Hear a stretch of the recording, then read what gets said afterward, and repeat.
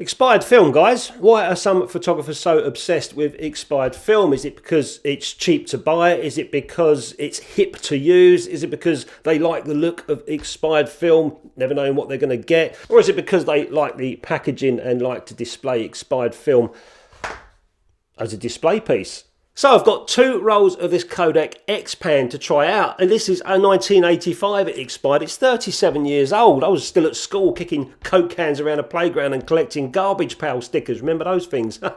So my mate Gary Geezer sent me 2 rolls of this stuff to play with, and that's exactly what I'm going to be doing in this video, and we'll see the results later on, what happens. So as I've got 2 rolls of this stuff to play with, I thought I'd have a look at the old rule of overexposing 1 stop per decade with exposed film. Some people say it, some people don't.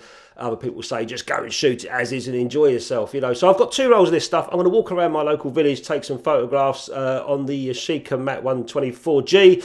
That will give me, what, 12 shots, so it should be pretty quick. 12 shots on one roll at normal at 125 ASA, and 12 shots on the other roll, which I'm going to overexpose by 3 stops. Pretty much nearly 40 years old, so maybe I should go 4 stops, but I'm not. I'm going to go 3 stops. And I know that Gary likes shooting expired film, so I sent him a message and said, Gary, why do you like shooting expired film? He says, I just like the look of expired film. You never know what you're going to get. I thought, yeah, fair play. But in reality, I can't understand why anyone would want to go online and buy expired film unless it's so cheap it's worth taking the punt. Most expired film you see online isn't cheap at all. It's pretty much the same as fresh new film, you know, new emulsion. So sometimes I can't figure out the fun and enjoyment of buying expired film. You know, you wouldn't go online and buy out-of-date batteries, would you? Or you wouldn't buy a kebab and stick it in the freezer and eat it 20 years later. That could really end you up in the shit, literally. But you know what I'm saying? Expired film, the emulsion starts wearing out. It's not as good as it used to be. And it really is a lottery to put inside one of your cameras. But saying that, I have shot a lot of expired film over my time, mostly because people have sent me expired film to play around with. I've had some good results with it, and I've had some bad results with it as well. And I've also had some funky, interesting results too. So I kind of get, you know, why people buy expired film for. You never know what you're going to get. Sometimes you get some really cool, interesting photographs. And, you know, maybe if you had a photo book that you wanted to put all your expired film prints in there, some of them funky, some of them not so good, some deteriorated, bits and bobs floating around the print from the emulsion. Fair play, it might make an interesting book. There's also so much hoo-ha online about expired film. Like I said, overexpose 1 decade, don't overexpose by 1 decade. Just shoot it as it is, you know, it is what it is. It all depends on how the film has been stored over the years. Has it been stored in a humid shed? Has it been stored in a fridge? Has it been stored in a freezer? And even if you've got a 40-year-old film and the owner says, well, it's been in the freezer for 40 years, I can't see any freezer lasting 40 years. So at some point it must have come out, been thawed and stuck on the shelf and then put back in the freezer again when they remembered. You just never know what you're going to get with expired film, do you? You know, unless it's been stored next to Walt Disney for 40 years.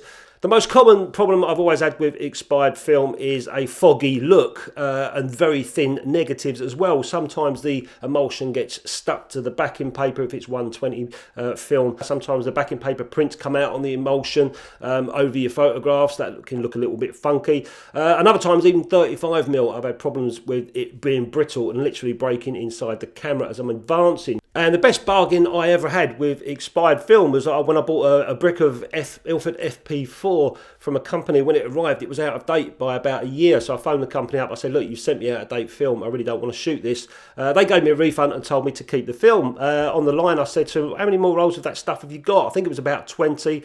I said, look, I'll give you 20 quid for the lot, which was £1 a roll. To me, that was worth it. So they said, yeah, okay. And they did. They sent me the whole lot, 20 films for 20 quid, FP4 120. I thought that was a right bargain.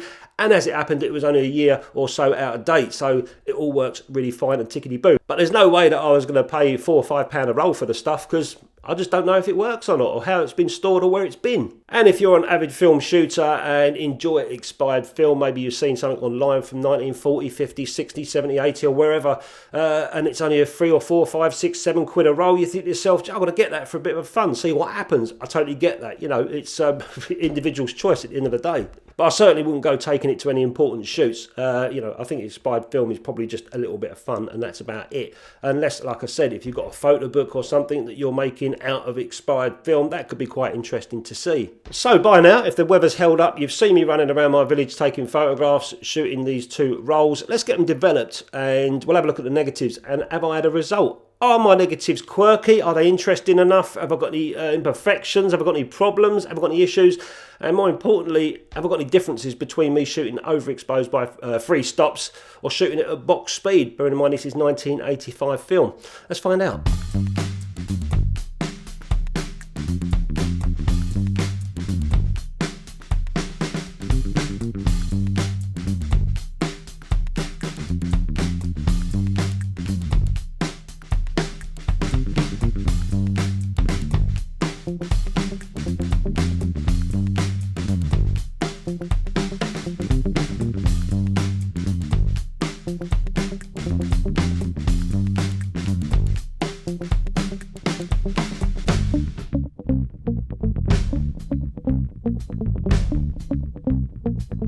This is obviously load in subdued light. I don't want to go out there because it's quite bright, so I'll just come into this little shady area to load this film. Should be fine.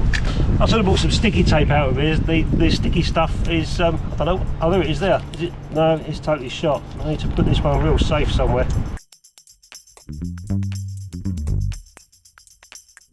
So off we go again.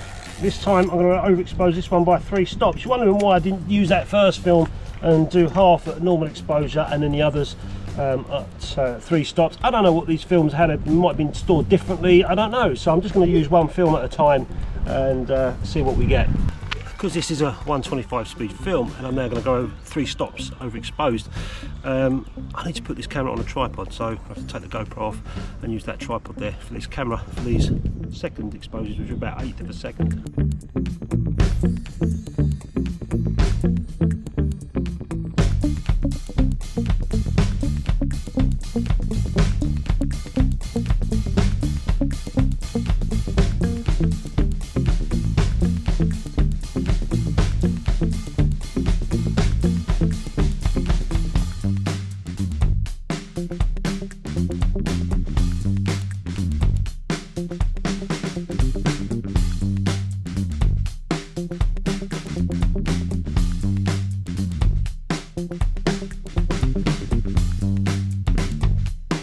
And as for my darkroom, they're not too bad. I've had to bleach it all out, clean it all out, and underneath the shed as well. I've got a little magic tree in here just to make it smell nice. It's getting better, so soon I should be back in my darkroom making some breeds, but for now it just needs to air after all that rat pee and stuff. In fact, there's rat poo down there that I can see on the floor. Not nice at all, eh? Need to sort them rats out. I need a cat. A lot of people said need a cat. I've got to get a cat. I have enough trouble with George.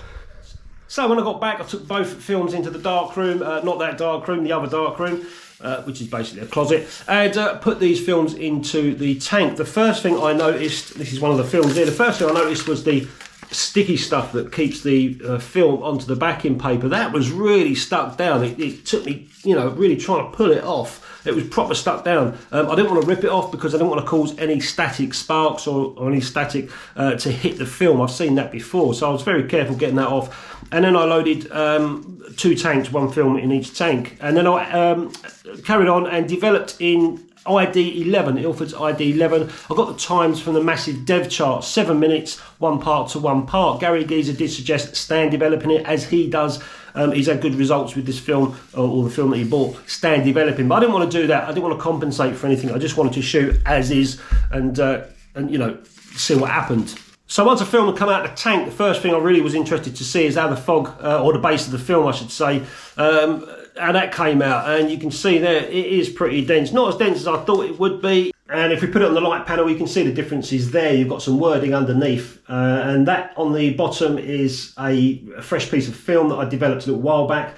And you can see right through it with the expired film. It is quite heavy base there, and you can see some imperfections also in the emulsion, which also showed up on some of the scans that I did. And as for the differences between shooting at box speed and overexposing 3 stops, 1 stop per decade as they say, although I was near 40 years but I went 3 stops, there wasn't a great deal of difference. I do think that overexposing did work out in my favour in this case, especially if I went into the darkroom and made some prints. But, you know, even if I shot it at box speed, I still got usable results from that film. So overall, that Kodak film has held up quite well over the last 40 years, and the only thing I could see was just some imperfections in the emulsion, something that I wouldn't want to see in any of my photographs, if I'm to be honest, especially you know, landscapes and seascapes. But you probably wouldn't see that come up if you printed one of those negatives on some sort of, I don't know, rough and rugged street photography, you know, with brick walls and stuff. You probably wouldn't see that. A little bit like scratches and other imperfections that you can get on the, even on fresh film. And then it goes back to what I said earlier on in the video. You know, some people like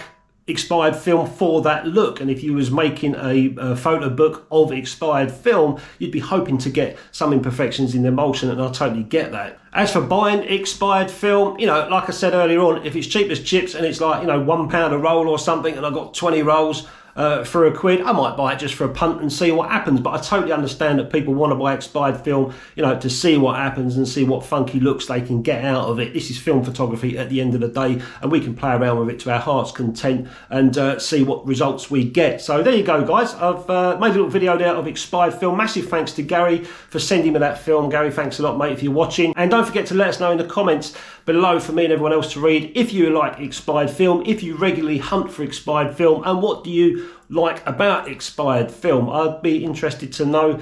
Also, how much do you pay for it? I'll catch you next time.